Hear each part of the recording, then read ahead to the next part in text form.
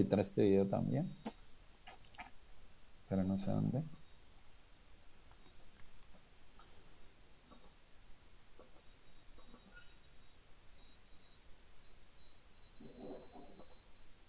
Bueno, listo.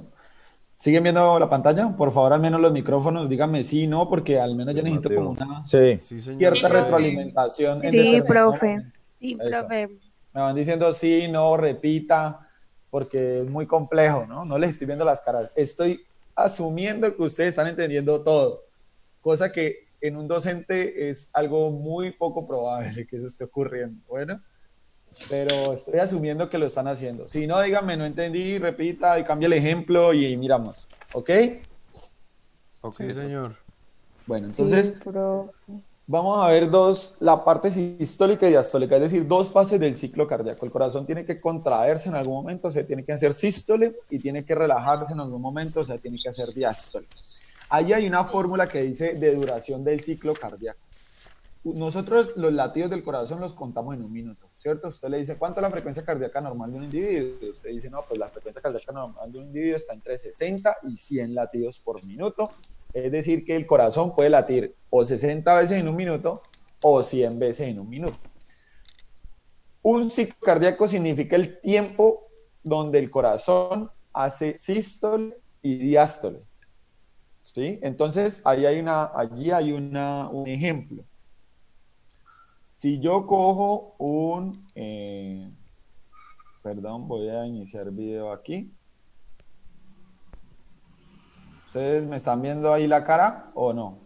Sí, Sí, sí, profe. señor. Yo no, Sí, profe. Sí, yo profe. no. Ah, verdad que hay alguien que no tiene video. O sea que no va a poder usar un tablero. Ah, bueno, entonces voy a usar esto aquí, esta herramienta de Ahorita pizarra. sí.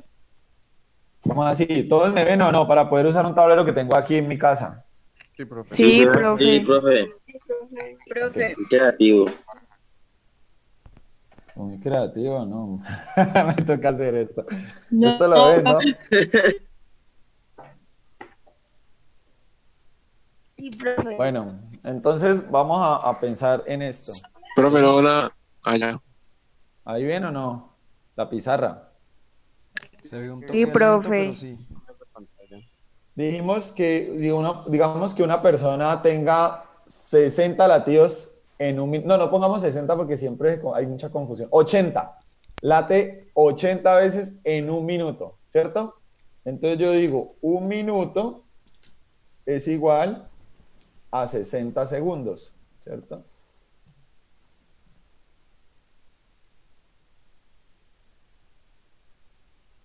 Profe, eso de traba. ¿O no, no está bien el ejercicio? O sea, ¿no están Se viendo ve un algunos poquito o qué? lento. Pero está un poquito lento que el audio, la imagen La o qué. imagen. La imagen. Bueno, vamos a intentarlo hacerlo despacio. Igual pues ahí queda el número. Bueno, lo que me interesa es como una operación matemática. ¿Sí?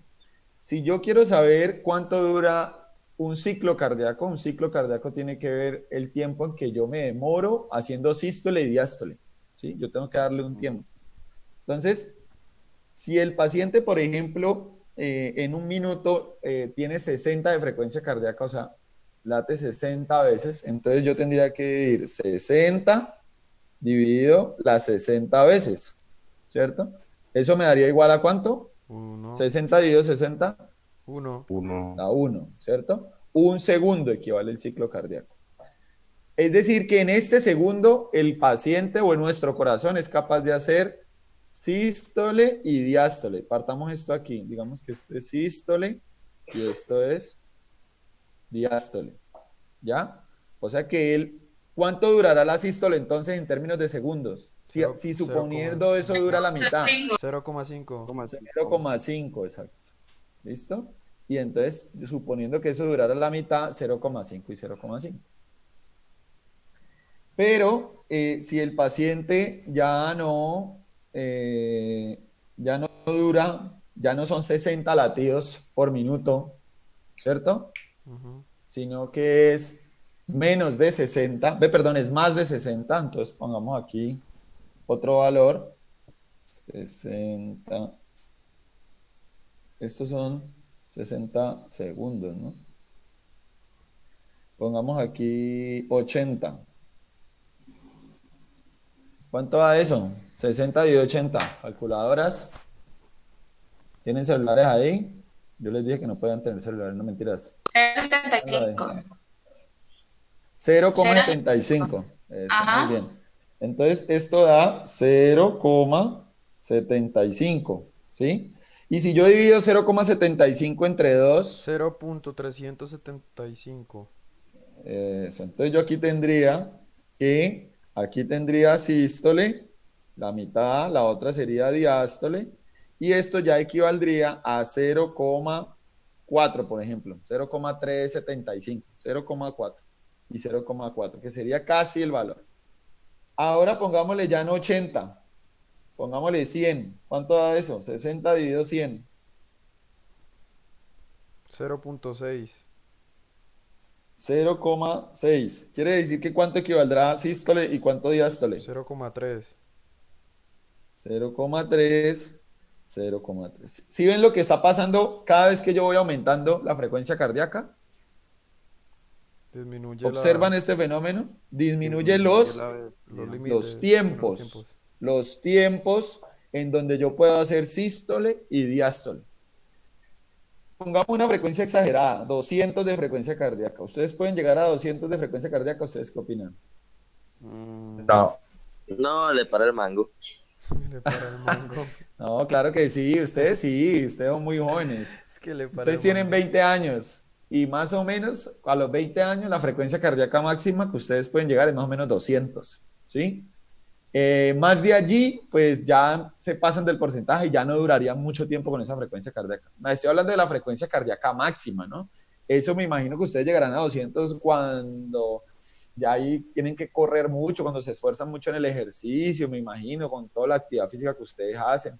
Cuando llegan a ese límite, pues miren lo que pasa con los tiempos, dividan 60 entre 200, ¿cuánto les da? 0.3. Igual. 0,3. O sea que ¿cuánto durará sístole y diástole? 0,15, ¿no? Sí, 0.15. ¿Cierto? 0,15. Eso quiere decir que los tiempos de sístole y diástole con aumento de la frecuencia cardíaca se van disminuyendo. Esto pues es en términos generales la explicación de por qué uno no puede llegar a frecuencias cardíacas, digamos, por encima ya de 200, 200 y pico, porque no hay tiempo para llenar el corazón y mucho menos tiempo para vaciarlo. Recuerden que nosotros tenemos una cámara, ¿no? O sea, es decir, una cámara es una cavidad, pues, que necesita ser llena, pues llenada y vaciada en determinado momento. Y si ustedes no permiten los tiempos, el corazón como tal, pues no va a poder hacer, él tiene que hacer contracción y después abrirse para poder llenarse, tiene que permitir el llenado. Si yo empiezo a hacer de una forma muy rápida esto, pues el corazón no le va a dar tiempo para llenarse y por lo tanto vamos a perder en últimas presión arterial. ¿Sí? Bueno, entonces sigamos aquí. ¿Están otra vez viendo la presentación? ¿Confirmación o Sí, señor. prueba, por favor? ¿Qué? ¿Sí? ¿En serio? No, No, profe. Sí, se ve. señor. No, pero... Sí. Pues la diapositiva no se ve. ¿No? Sí, yo sí la veo. Sí, yo sí la veo. Dale escape, Sebastián. Es triste. ¿Ya? Muchachos, Ya. ¿todo el Ya, mundo? listo, profe. Listo. Ok. Entonces, por eso ahí aparecía esa fórmula que dice duración del ciclo, para que ustedes entendieran cómo uno puede ir haciendo la conversión para saber más o menos cuánto influye la frecuencia cardíaca en los tiempos de sístole y de diástole. Bueno, entonces me imagino que cuando intentaron hacer el taller sí lo hicieron. Vieron que hay unas gráficas que muestran cómo es el comportamiento del ciclo cardíaco y está dividido en unas fases. Esta gráfica que está aquí está tomada del libro de Harvey, pero las que yo les mandé en el taller, si no estoy mal, es del libro de Gayton. O sea que ustedes pueden ver en cualquier fisiología todas las fases del ciclo cardíaco. ¿Ustedes ven mi cursor o Sí, no? señor. ¿Sí? Sí, señor. Bueno, Sí, entonces aquí profe. hay diferentes líneas que quiero que analicemos. Entonces la primera dice EKG, este es un electrocardiograma, una curva de electrocardiograma, ahorita hablamos de ella.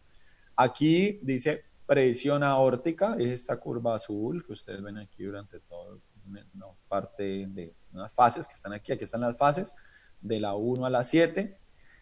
Aquí también ven una gráfica roja, ¿sí? Que es toda esta, empieza aquí en la fase, pues digamos que aquí en la fase 1, aquí hay un incremento, viene la curva, aquí se pegó con la otra y aquí nuevamente es la fase roja y dice que ya se va a terminar esta berraca reunión en 10 minutos. Apenas se termine nos volvemos a conectar a lo mismo, ¿ok? Sí. Entonces aquí sigue la parte de la presión, tal, y bueno, aquí termina. Aquí también hay una presión que dice presión venosa yugular. Está aquí, está azulita, o como verdecita. Aquí también hay otra parte que ya habla de sonidos, y entonces muestra 4 sonidos en diferentes partes. Y aquí está la curva de volumen ventricular, es decir, la cantidad de sangre que maneja el ventrículo durante todas las fases del ciclo cardíaco. Entonces, vamos a empezar con la fase 1. Fíjense que el ciclo cardíaco normalmente está evaluado en el ventrículo. La única fase que es de la aurícula es la fase 1, porque de aquí en adelante, a partir de aquí, de la fase 2 hasta la fase 7, todas son fases del ventrículo. Bueno, entonces aquí vamos a empezar con la fase 1, sístole auricular, y ustedes ven que si seguimos las líneas, aquí lo primero que aparece es la onda P. En todo electrocardiograma ustedes tienen que aprenderse que la curva, uno primero se aprende qué es lo normal para después intentar analizar qué son las cosas anormales en el electrocardiograma. Y si la pandemia lo permite en algún momento y si nos permite volver a la universidad, pues quedamos pendientes de haber ido a la universidad, ¿no? No pudimos porque se nos cruzó la cosa, porque íbamos a hacer, es como un taller práctico como el electrocardiograma. Pero bueno, eso en su momento se tendrá que hacer. Aquí miren, la onda P aparece antes de que inicie la fase 1, o justo cuando está iniciando la fase 1 aparece una onda P. La onda P en el electrocardiograma significa la despolarización de las aurículas. ¿Recuerdan cuando vimos potencial de acción, no? Entonces, cuando uno ve potencial de acción, entiende que es que una célula se despolariza.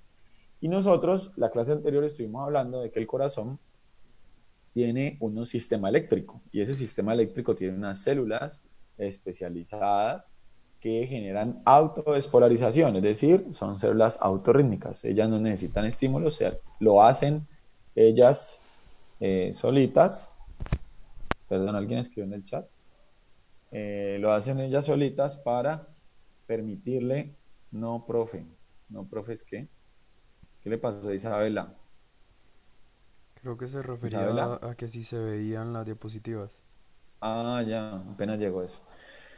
Bueno, ok, entonces el electrocardiograma es un examen que evalúa la parte eléctrica del corazón. Es lo único que es capaz de ver el electro.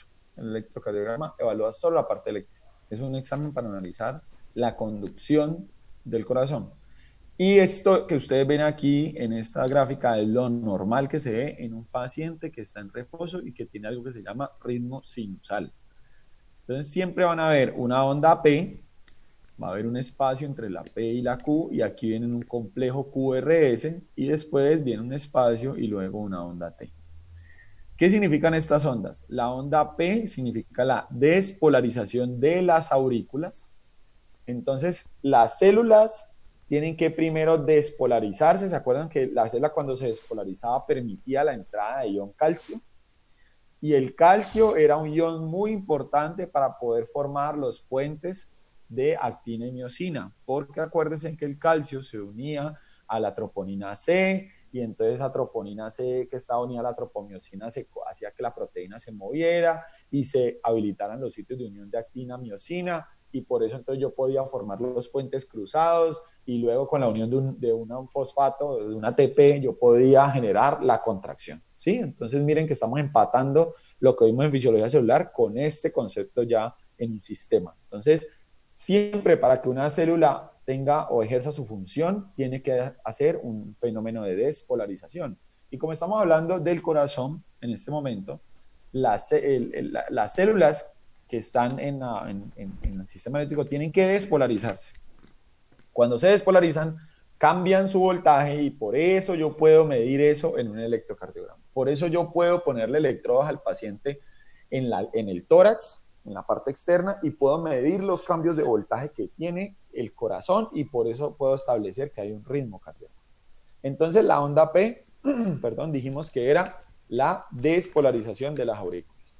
Entonces, el corazón, o la aurícula, antes de contraerse, tiene que despolarizarse. Por eso todo arranca con una despolarización de la aurícula. Recuerden que el nodo sinusal está en la aurícula derecha, ¿no? Entonces se despolariza, un ritmo cardíaco normal arranca en el nodo sinusal, se despolariza el atrio o la aurícula, genera la onda P y luego empieza el fenómeno contráctil, ¿sí? Ya vamos a ver que el QRS o el complejo QRS es la despolarización, pero del ventrículo, y la onda T tiene que ver con la repolarización del ventrículo. ¿Listo? Entonces, despolarización de la aurícula. Y bueno, ustedes me dirán, bueno, pero debería haber si hay una despolarización de la aurícula, la célula también debería repolarizarse, ¿cierto? Y debería verse en el EKG. Lo que sucede es que la repolarización de la aurícula estaría más o menos por aquí. Y esto está empatando justo con la despolarización del ventrículo. Y como ustedes saben que el ventrículo es mucho más grande que la aurícula, es decir, tiene más tejido, entonces la despolarización del ventrículo tapa la repolarización de la aurícula. O sea, no puedo verlo, ¿sí? Digamos que está detrás de esta onda. El voltaje que hace la repolarización de la aurícula, que sería más o menos ver esta onda en sentido inverso, pues es muy chiquita con respecto al QRS, que es toda una despolarización del ventrículo. Entonces, no es que la aurícula no se repolarice, lo que pasa es que el electro no la puede mostrar porque básicamente está mostrando el mayor cambio de voltaje que se debe a la repolarización del ventrículo. ¿Listo? ¿Para todos es claro? ¿Alguna pregunta ahí? Ahí es donde habilitan los micrófonos y dicen No, está bien, profe. No, profe, está bien. Ok. En cambio, el pregunta? ventrículo, ¿sí? Creo que yo estuve leyendo ayer que la repolarización de la aurícula es algo llamado TS o Onda U. Onda U. JU. Onda U, es una onda U, pero no aparece normalmente ahí. Tocaría No, aislar la aurícula, aislarla para poder ver la repolarización de la aurícula. O sea, en un EKG normal no aparece. ¿Sí? Listo. Gracias.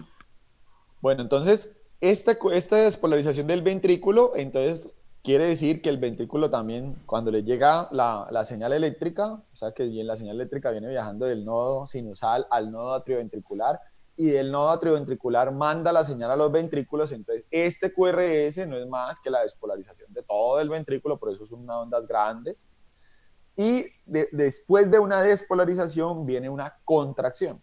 O sea, yo necesito que la célula se despolarice, porque cuando la célula se despolariza es que abre los canales y yo puedo cambiar los voltajes. Y no solamente eso, sino que también permite la entrada del calcio.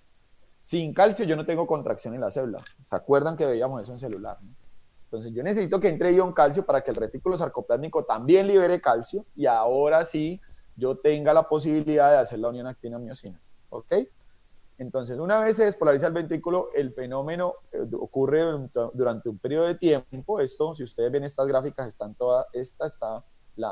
el eje X contra el tiempo, mírenlo aquí, ¿sí? Es presiones, sonidos, volúmenes contra tiempo. Y pues aquí están las unidades, dependiendo si esto es presión, si hay gráficas de presión, o si hay gráficas de volumen, pues estarán en mililitros y aquí en milímetros de mercurio. Esto pues debería estar en milivoltios, pero pues de pronto la cuadrícula no se les ajustaba para poder poner, pero normalmente los cambios de voltaje en el electrocardiograma se miden en milivoltios. Entonces, esto después de que haya una despolarización de la célula en el ventrículo, hay un periodo de tiempo mientras se da la contracción, y luego el fenómeno es de repolarizarse, es decir, volver a los milivoltios normales, y esto genera la famosa onda T. Entonces, todo electrocardiograma normal en ritmo sinusal debe respetar estas ondas, P, QRS y T. ¿Ok? ¿Ok?